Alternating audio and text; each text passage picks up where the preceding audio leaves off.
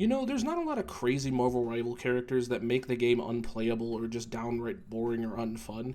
While yes, there has been annoying metas, they're usually a group of characters that essentially revolve around a very annoying strategy or team strategy. Unfortunately, there still is some characters that go unnoticed, like the one this whole video is revolving around about, and that is Invisible Woman. Probably the strongest healer at the current moment. I think there is like nobody talking about how crazy she is. Like nobody seems to notice or care or anything like that. Like, sure, there have been other healers that have been extremely strong or even the best at some point. Mantis in the very beginning of the game was extremely strong. But I think a lot of people need to understand how strong Invisible Woman is in the right hands to make one of the most frustrating and annoying healers to deal with in the game. Now, don't get it twisted. I'm not saying this character is overpowered or just makes the game unplayable like I said earlier. But while I do think that is not the case, I do think she is the strongest healer in the game and does need some tweaking here and there. I don't think she needs to be gutted, honestly, and I'll talk more about it at the end after I address her main problems, but she definitely still needs some nerfs. And recently, they just gave her a pretty sizable buff to her autos, which I'll get to in a moment. So, let's talk about the strongest healer in Rivals that nobody talks about, Invisible Woman.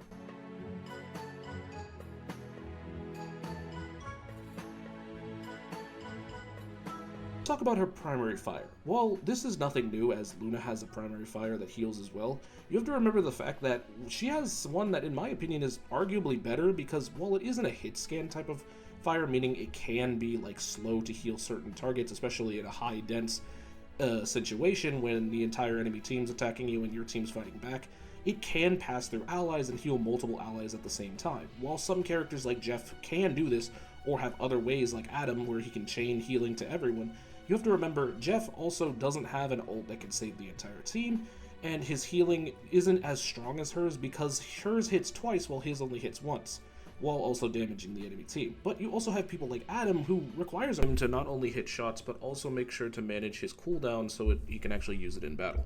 On his, even though his healing is arguably extremely strong thanks to being percentage based, and unlike Luna, who requires to activate her R1 to heal multiple targets, she can just fire down a range and heal the entire team if they're close up, or just heal a single target without really needing to activate an ability or hit precise shots. I don't think this is that big of a deal, other than the fact that, like, it's just really good on top of the rest of the kit she has.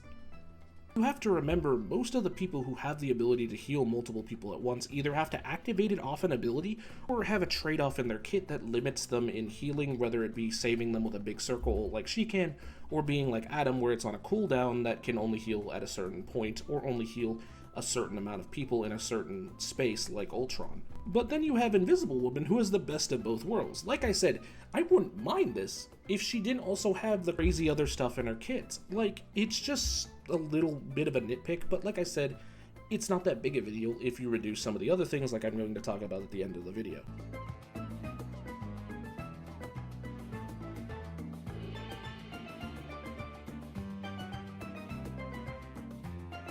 A point I never really see brought up on, and that is her escape tool. I wouldn't mind it because it's extremely strong, making her invisible to practically every person who's diving on her or any target, but there's a big issue, her cooldown. It is a 6-second cooldown for turning completely invisible, jumping away, and the only people who can actually attack her are ones who are doing AoE damage, or people like Scarlet Witch who can attach to her and not, like, move off of her.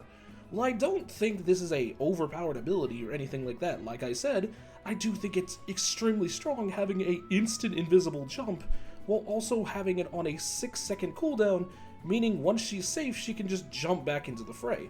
I think, personally, there needs to be a change for that, or if they don't want to change the cooldown of something, they make it so she doesn't go instantly invisible with it, but at the same time, that could ruin the utility of the ability. So in my opinion, just adding a different fucking cooldown to the ability would fix the problem right up, rather than having to deal with a cooldown that is so fast and lets her escape at any point. It's kind of ridiculous. It's like other healers similar to her, aka Luna and Mantis, both have cooldowns that are significant for skill shot abilities and not anything else. Hell, even Luna's like passive R1 healing is a pretty hefty cooldown as compared to Invisible Woman's one, which is a 6-second cooldown of going invisible, and remember, while she's invisible, she heals. Like I said, unless you're doing either constant damage from her, doing an AoE attack that can hit everywhere, or just like predict and read where she's gonna go, you can't find her. And I think that's okay if it's on a longer cooldown compared to two other healers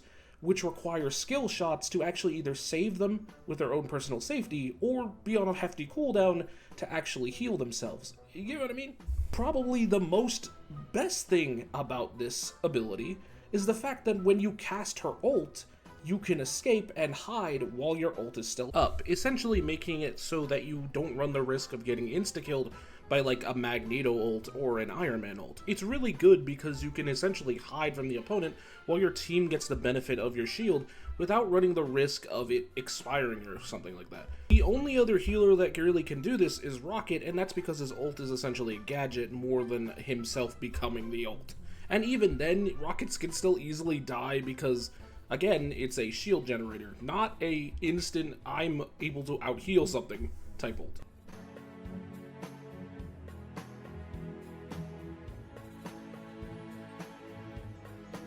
A lot of other healers besides maybe Rocket have the issue of once their circle abilities are up that can heal the entire team, they run the risk of insta-dying. It's why like some Magnetos use their ult to focus either Cloak and Dagger, Luna, or anything like that because, well, they become the circle ability essentially, right? And they have to either dodge the ability, which means they're leaving their team either vulnerable to damage or moving, or they have to be protected by an ally. Well, she can just go invisible, stand to the side for a moment if she's weak, or just reposition herself into a better position while hiding from Maggold, which is kind of ridiculous. And on top of that, there is multiple ults that can counter her. I know what a lot of people are going to say in the comments, but you have to remember, if this is a good invisible woman, most of the time they'll either just stay in their ult if it's not an ultimate that really is like a huge big deal, or hide and let their ultimate stay up so their team can keep fighting. And remember, this is a ultimate that is constantly healing you and debuffing the enemies if they step in it, and on top of that, it obscures your team from view because that's her whole thing.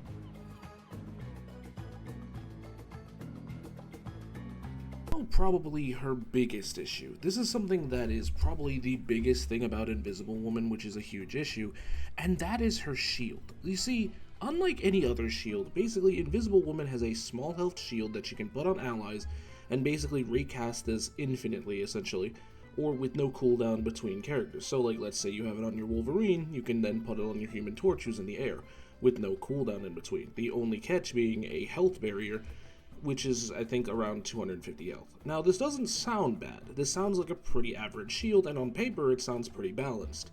But you have to remember a couple different things.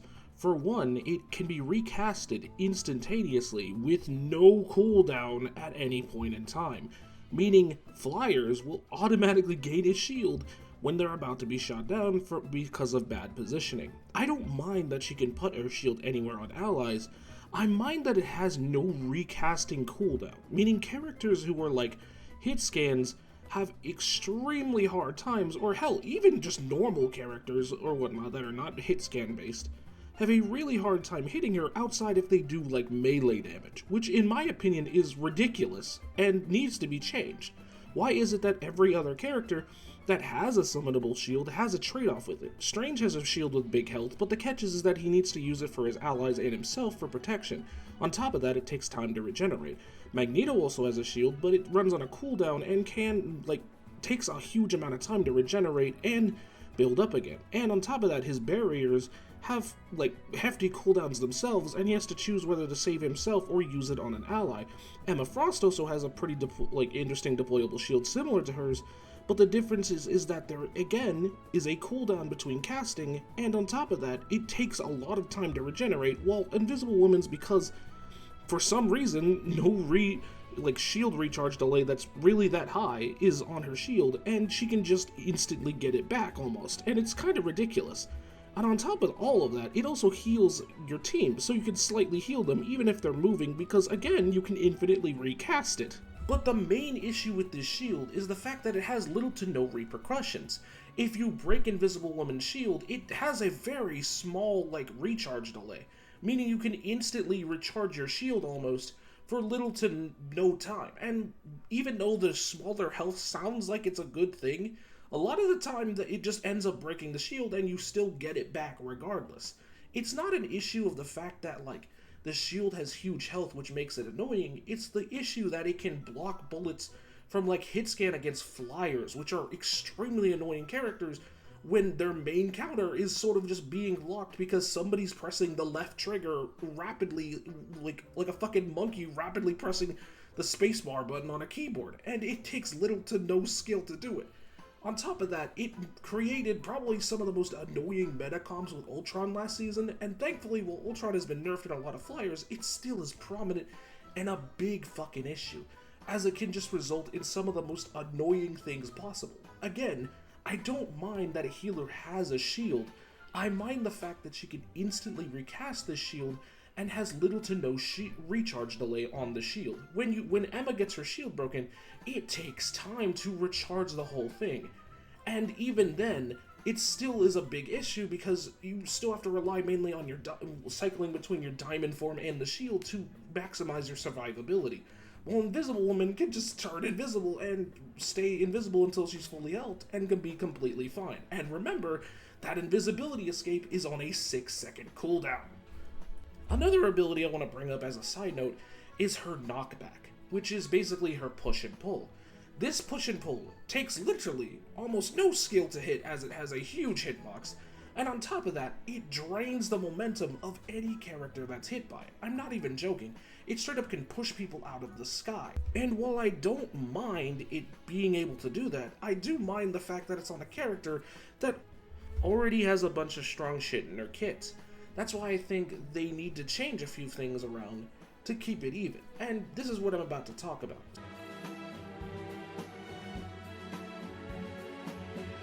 So, first change coming up, make her escape tool maybe instead of 6 seconds, maybe 12 or 10.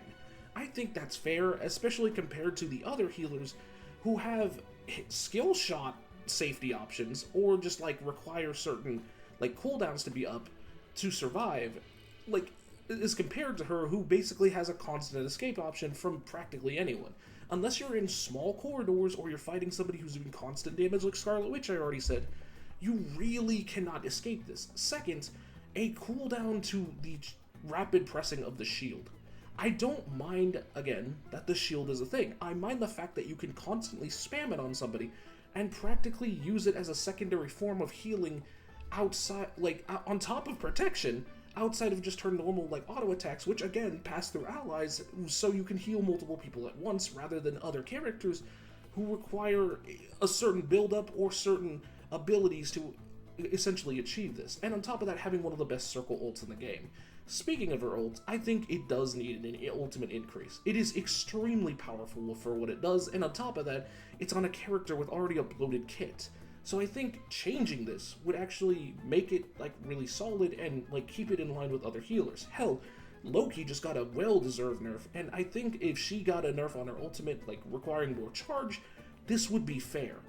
Well, I don't hate this healer or anything like that, and I don't think she's the worst thing in Rivals as of current, or anything for that matter. The game's pretty solid in my eyes right now after they changed flyer meta. I do think they need to address this character in future patches. Unfortunately, I don't know if that will happen because a lot of people don't speak out about her or talk about her, but if she does, I really want these changes to be a thing. I don't want the character gutted. I don't like when devs gut a complete character and make them nearly unplayable. I think it's very unhealthy for a video game, but I do think she needs some work and changes, and I hope that she gets that in the future. I hope you guys enjoyed this video on me talking about this character, and like, favorite, and subscribe for more. And I guess I'll see you guys around. Peace.